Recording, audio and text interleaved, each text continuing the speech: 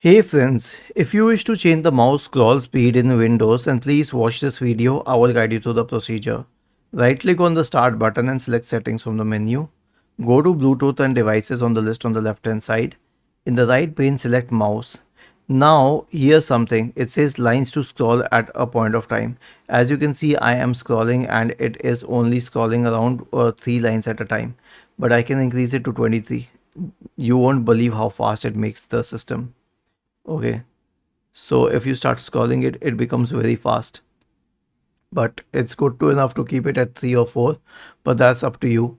And this is how you change the scrolling speed. And it you can also do it multiple lines at a time or one complete screen at a time. This will make it much faster. Was this helpful? If yes, then please subscribe to the channel, and if not, then let us know in the comment section of the video on how we could help you further. Thank you for watching this video and have a nice day.